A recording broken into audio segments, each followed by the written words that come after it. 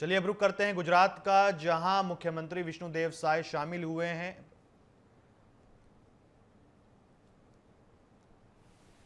Made in India semi high speed Vande Bharat train launch की गई है। हमने रिसर्च को प्रमोट करने के लिए भी 1 ट्रिलियन रुपीस का रिसर्च फंड बनाया है। हमने इलेक्ट्रिक मोबिलिटी को बढ़ावा देने के लिए भी अनेक इनिशिएटिव्स अनाउंस किए हैं। हमारा लक्ष्य हाई परफॉर्मेंस बायो मैन्युफैक्चरिंग को बढ़ावा देने का है और ये भविष्य इसी से जुड़ा रहने वाला है। इसके लिए बायो E3 पॉलिसी को भी मंजूरी दी गई है। साथियों, बीते 100 डेज में ग्रीन एनर्जी के लिए भी कई बड़े फैसले लिए गए हैं। हमें ऑफशोर विंड एनर्जी प्रोजेक्ट्स के लिए वायबिलिटी गैप फंडिंग स्कीम की शुरुआत की गई है। इस पर हम 7,000 करोड़ रुपए से ज्यादा खर्च करने जाते हैं। भारत आने वाले समय में 31,000 मेगावाट हाइड्रो पावर जनरेट करने के लिए भी काम कर रहा है। इसके लिए 12,000 करोड़ रुपए से अधिक अप्रूव किए गए। साथियों, भारत की डायवर्सिटी, भारत की स्केल, भारत की कैपेसिटी, भारत का पोटेंशियल, भारत की परफॉर्मेंस, ये सब यूनिक है। इसलिए मैं कहता हूं, Indian solutions for global application. इस बात को दुनिया भी भली भांति समझ रही है। आज भारतीयों को ही नहीं बल्कि पूरी दुनिया को लगता है कि भारत 21st सेंचुरी की बेस्ट बेट है। आप देखिए, इस महीने की शुरुआत में ही ग्लोबल फिनटेक फेस्ट का आयोजन हुआ। इसके बाद फर्स्ट सोलर इंटरनेशनल फेस्टिवल में दुनिया भर से लोग शामिल हुए। फिर ग्लोबल सेमीकंडक्टर समिट में दुनिया के कोने कोने से लोग भारत आए। इसी दौरान भारत ने सिविल एविएशन पर एशिया पैसिफिक मिनिस्ट्रियल कॉन्फ्रेंस के आयोजन का दायित्व निभाया। और अब आज यहां हम ग्रीन एनर्जी के फ्यूचर पर चर्चा के लिए जुटे हैं। फ्रेंड्स, मेरे लिए ये बहुत सुखद संयोग है कि गुजरात की जिस धरती पर श्वेत क्रांति, मिल्क रिवॉल्यूशन का उदय हुआ, जिस धरती पर मधु क्रांति, स्वीट रिवॉल्यूशन, शहद का काम, उसका उदय हुआ, जिस धरती पर सूर्य क्रांति, सोलर रिवॉल्यूशन का उदय हुआ, वहां ये भव्य आयोजन हो रहा है। गुजरात भारत का वो राज्य है जिसने भारत में सबसे पहले अपनी सोलर पावर पॉलिसी बनाई थी। पहले गुजरात में पॉलिसी बनी, इसके बाद हम नेशनल लेवल पर आगे बढ़े। दुनिया में, जैसा अभी भूपेंद्र भाई ने बताया, क्लाइमेट के लिए अलग से मिनिस्ट्री बनाने वालों में भी गुजरात बहुत आगे था। जिस समय भारत में सोलर पावर की बहुत चर्चा भी नहीं थी, गुजरात में सैकड़ों मेगावाट के सोलर प्लांट लग रहे थे। साथियों, आपने भी देखा होगा, ये जो वेन्यू है, इसका नाम महात्मा गांधी के नाम पर है, महात्मा मंदिर। जब दुनिया में क्लाइमेट चैलेंज का विषय उभरा भी नहीं था, तब महात्मा गांधी ने दुनिया को सचेत किया था। और महात्मा गांधी का जीवन देखेंगे तो मिनिमम कार्बन फुटप्रिंट वाला जीवन था। वो प्रकृति के प्रेम को जीते थे और उन्होंने कहा था, धरती के पास हमारी नीड को पूरा करने के लिए पर्याप्त रिसोर्सेज है, लेकिन ग्रीड को पूरा नहीं किया जा सकता। महात्मा गांधी का ये विजन भारत की महान परंपरा से निकला है। हमारे लिए ग्रीन फ्यूचर, नेट जीरो, ये कोई फैंसी वर्ड्स नहीं है। ये भारत की जरूरत है, ये भारत का कमिटमेंट है, भारत के हर राज्य सरकार का कमिटमेंट है। एक डेवलपिंग इकोनॉमी के नाते हमारे पास भी इन कमिटमेंट से बाहर रहने का जायज बहाना था। हम दुनिया को कह सकते थे कि विश्व को तबाह करने में हमारी कोई भूमिका नहीं है, लेकिन हमने ऐसा कर हाथ ऊपर नहीं किए। हम मानव जात के उज्जवल भविष्य की चिंता करने वाले लोग थे और इसलिए हमने दुनिया को राह दिखे उस प्रकार से जिम्मेवारी के साथ अनगिनत कदम उठाए हैं। आज का भारत सिर्फ आज का नहीं, बल्कि आने वाले 1000 साल का बेस तैयार कर रहा है।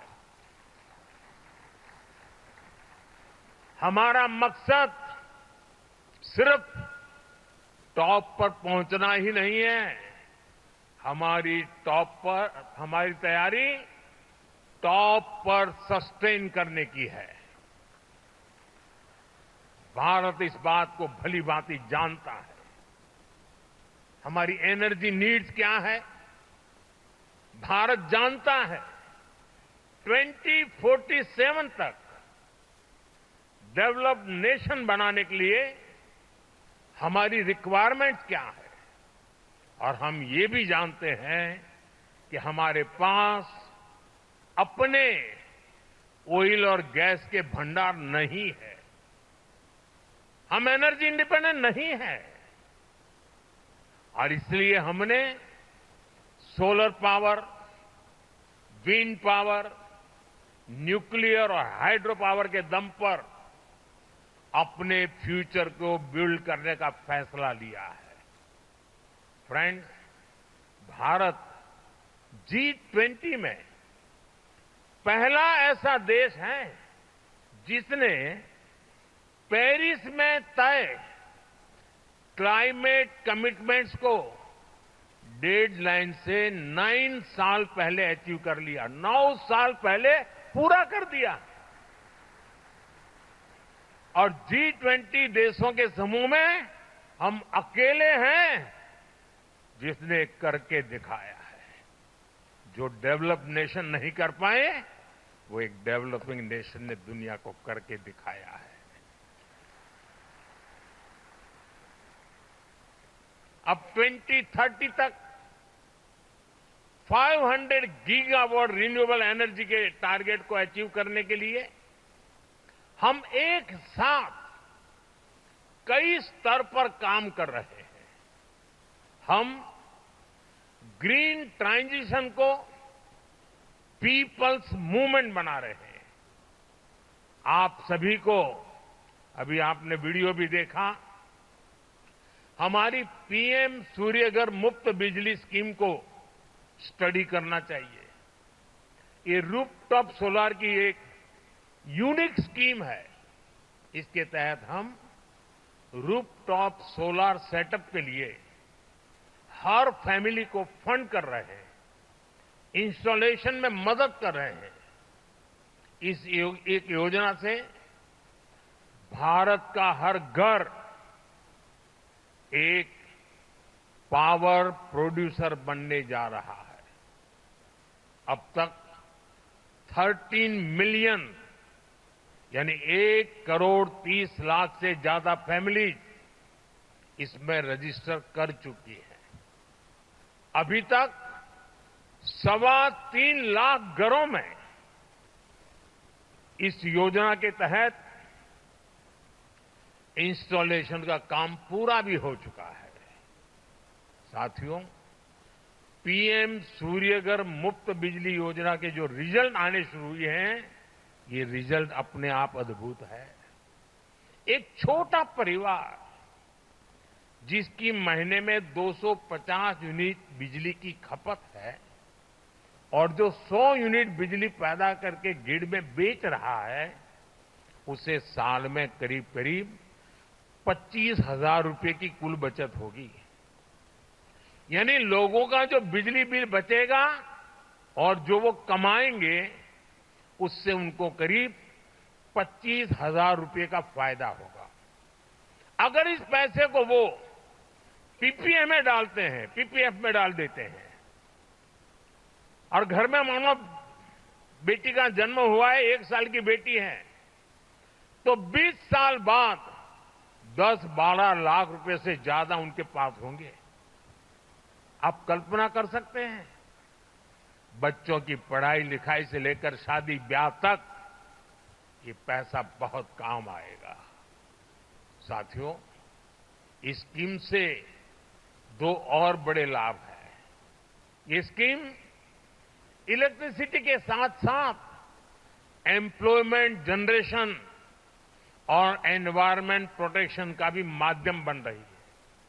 ग्रीन जॉब बहुत तेजी से बढ़ने वाले हैं। हजारों वेंडर्स की जरूरत पड़ेगी। लाखों लोग इसको इंस्टॉल करने के लिए लगेंगे। इस योजना से करीब 2 मिलियन यानी 20 लाख रोजगार पैदा होंगे। पीएम सूर्यघर स्कीम के तहत 3 लाख नौजवानों को स्किल मैन पावर के तौर पर तैयार करने का लक्ष्य है। इनमें से 1 लाख नौजवान तो सोलर पीवी टेक्नीशियंस भी होंगे। इसके अलावा हर 3 किलोवाट सोलर बिजली पैदा करने 50-60 टन कार्बन डाइऑक्साइड का एमिशन भी रुकेगा। यानी पीएम सूर्यघर मुफ्त बिजली योजना से जुड़ने वाला हर परिवार क्लाइमेट चेंज से मुकाबला करने में भी बड़ा योगदान देगा। साथियों, जब 21वीं सदी का इतिहास लिखा जाएगा तो उसमें भारत की सोलर क्रांति का चैप्टर, सोलर रिवॉल्यूशन का चैप्टर सुनहरे अक्षरों में लिखा जाएगा।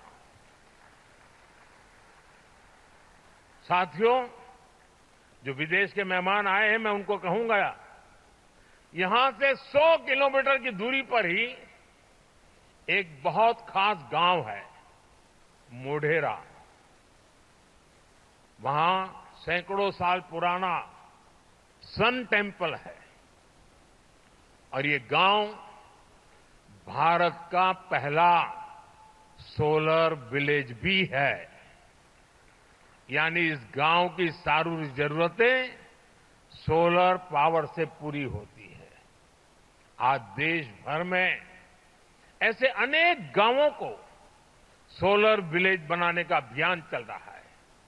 साथियों, मैं अभी यहां जो एग्जीबिशन लगा है वो देखने गया था और आप सबसे भी मेरा आग्रह है, एग्जीबिशन जरूर देखिए। आप सभी अयोध्या के बारे में तो भरपूर जानते हैं। अयोध्या नगरी भगवान राम की जन्मस्थली है और भगवान राम तो सूर्यवंशी थे। और मैं अभी जब प्रदर्शनी देख रहा था तो वहां उत्तर प्रदेश का स्टॉल देखा, क्योंकि मैं काशी का सांसद हूं, उत्तर प्रदेश वाला भी बन गया हूं, तो मैं स्वाभाविक है मैं उत्तर प्रदेश का स्टॉल देखने गया। और मेरी जो एक इच्छा थी, आज मुझे रिपोर्ट कर रहे थे कि वो मेरी इच्छा उन्होंने पूरी कर दी है। भगवान राम का भव्य मंदिर तो बना है, लेकिन मैं दुनिया को बताना चाहता हूं, अब उस अयोध्या, जो सूर्यवंशी भगवान राम की जन्मभूमि है, वो पूरा अयोध्या मॉडल सोलर सिटी बनाने का लक्ष्य लेकर चल रहा है। करीब करीब काम पूरा होने आया है। हमारा प्रयास है कि अयोध्या का हर घर, हर कार्यालय, हर सेवा सौर शक्ति से चले, सोलर एनर्जी से चले। और मुझे खुशी है कि अब तक हम अयोध्या के अनेकों सुविधाओं और घरों को सोलर एनर्जी से जोड़ चुके हैं।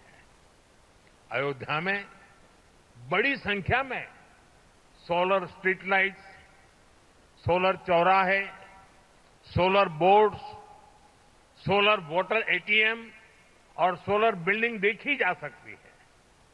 हमने भारत में ऐसे 17 शहरों की पहचान की है, जिसे हम इसी प्रकार सोलर सिटी के तौर पर विकसित करना चाहते हैं। हम अपने एग्रीकल्चर फील्ड्स को, हमारे खेतों को भी, हमारे किसानों को आत्मनिर्भर बनाने के लिए सोलर पावर जनरेशन का माध्यम बना रहे हैं। आज किसानों को इरिगेशन के लिए सोलर पंप और छोटे सोलर प्लांट लगाने के लिए मदद दी जा रही है।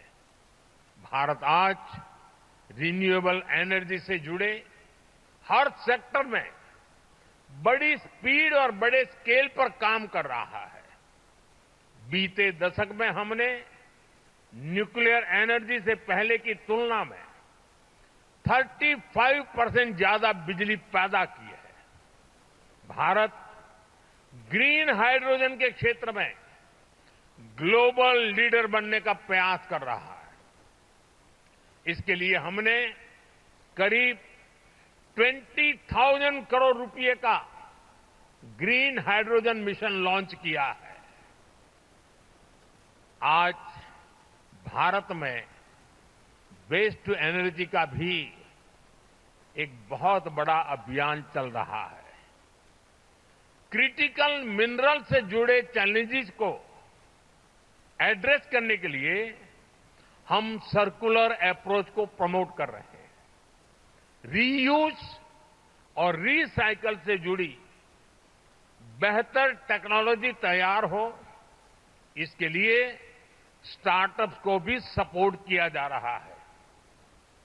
साथियों, प्रो प्लेनेट पीपल का सिद्धांत हमारा कमिटमेंट है।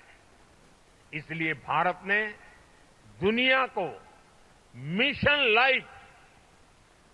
लाइफ यानी लाइफ स्टाइल फॉर एनवायरमेंट का विजन दिया है।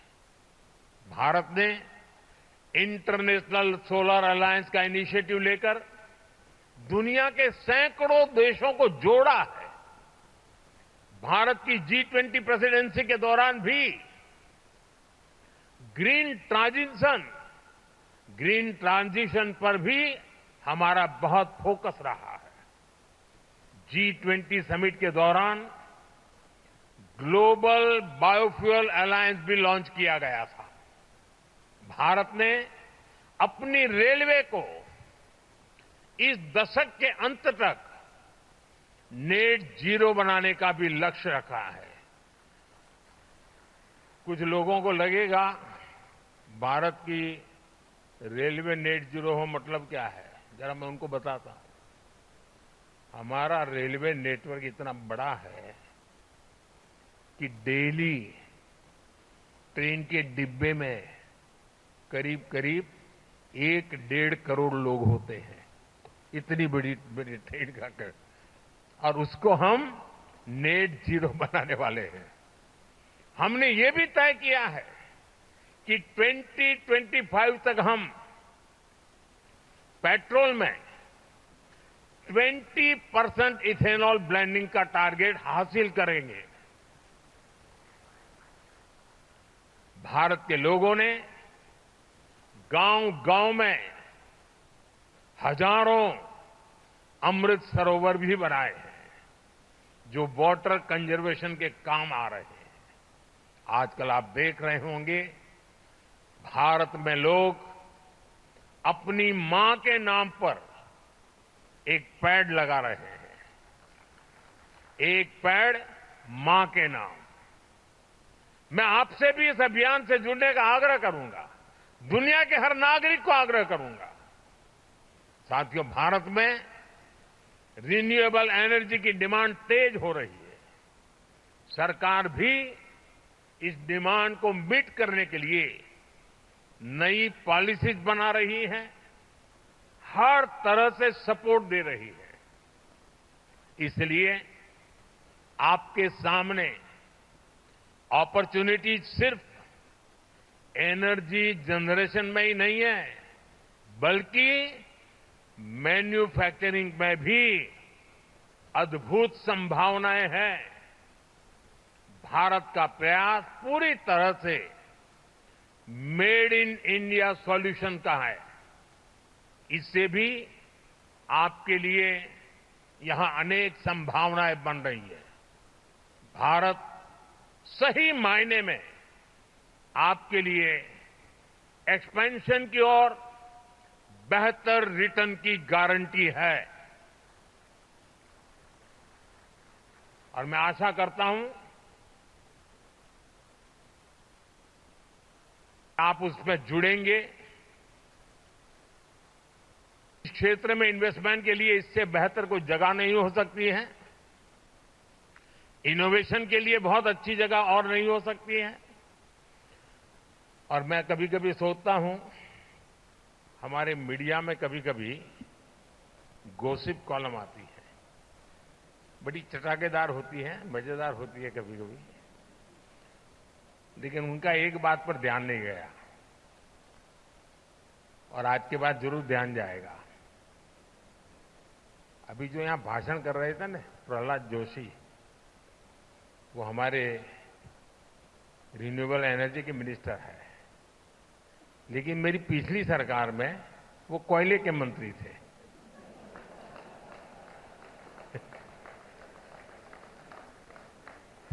तो देखिए, मेरा मंत्री भी कोयले से रिन्यूएबल एनर्जी की तरफ चला गया।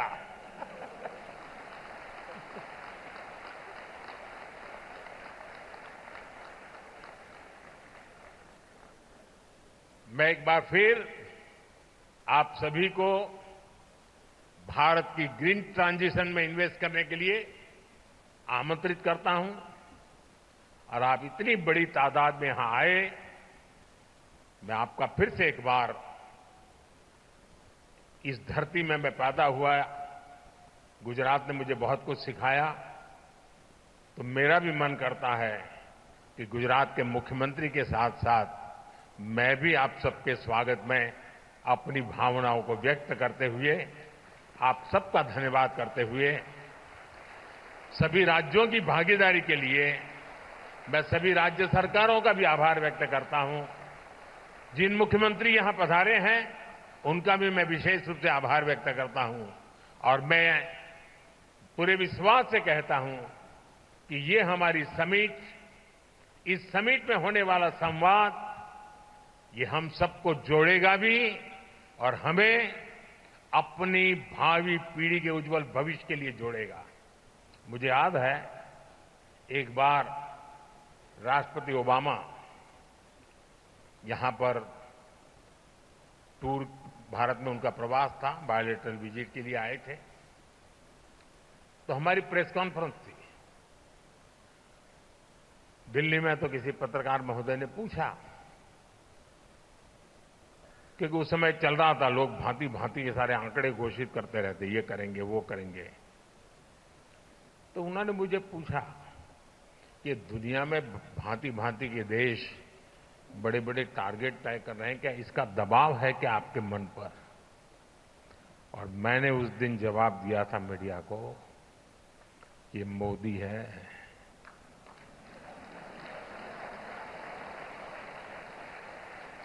यहां किसी का दबाव नहीं चलता है।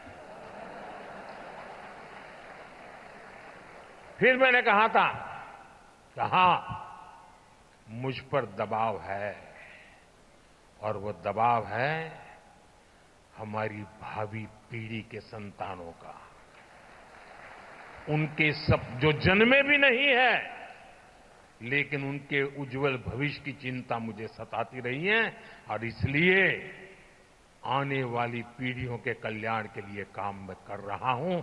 और आज भी ये समिट हमारे बाद दूसरी, तीसरी, चौथी पीढ़ी के उज्जवल भविष्य की गारंटी बनने वाली है। उतना बड़ा काम करने के लिए आप यहां आए हैं। महात्मा गांधी के नाम पर बने इस महात्मा मंदिर में आए हैं। मैं फिर एक बार आप सबका हृदय से बहुत बहुत धन्यवाद करता हूं। नमस्कार। बहुत धन्यवाद माननीय प्रधानमंत्री जी। इस महत्वपूर्ण क्षण में हम हमारे आदरणीय प्रधानमंत्री जी श्री नरेंद्र मोदी जी के प्रति हार्दिक आभार व्यक्त करते हैं। माननीय प्रधानमंत्री जी के गतिशील और दूरदर्शी नेतृत्व में भारत के नवीकरणीय ऊर्जा परिदृश्य को एक नवीन आकार प्रदान हुआ है। आपकी अटूट प्रतिबद्धता हम सभी के लिए प्रेरणा का प्रतीक रहा है। We thank the honourable